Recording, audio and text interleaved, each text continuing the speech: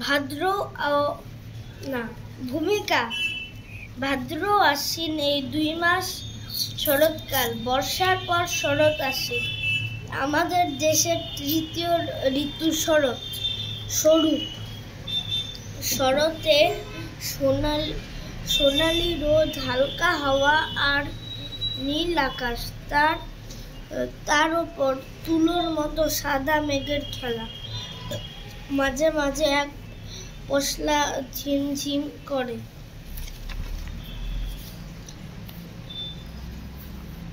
বৃষ্টি কিছুক্ষণ পরে থেমে যায়,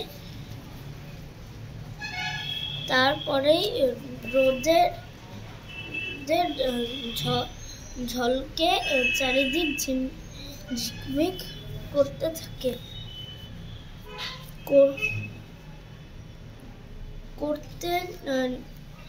নদীর পাড়ে দেখা যায় কাশফুলের সমারোহ ফসল।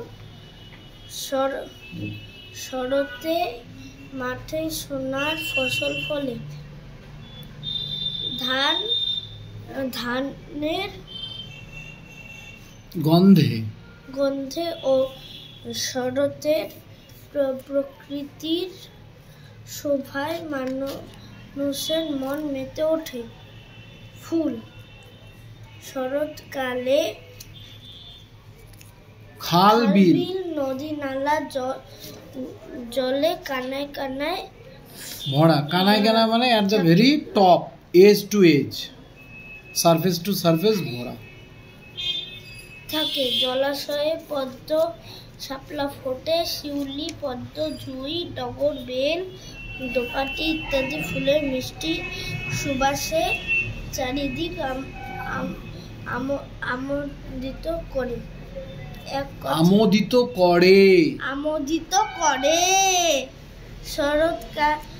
শরৎকালে যেন ফুলের মেলা বসে, উৎসব। শরৎকালে বাঙালির শ্রেষ্ঠ উৎসব দুর্গাপূজা অনুষ্ঠিত হয়। শরতের প্রকৃতি নিজেই যেন দেবীর আগমনে সাজগোজ করে তৈরি হয়। শারদীয়া দুর্গাপূজার পরেই শুরু হয় লক্ষ্মী পূজা, কালী পূজা, ভাইফোঁটা। দেওয়ালিটার পড়লি না? দেওয়ালি, কালী পূজা, ভাইফোঁটা, লক্ষ্মী পূজা উৎসব। উপযুক্ত ঋতু। উপসংহার। শরৎকে ঋতুর রানী বলা হয়।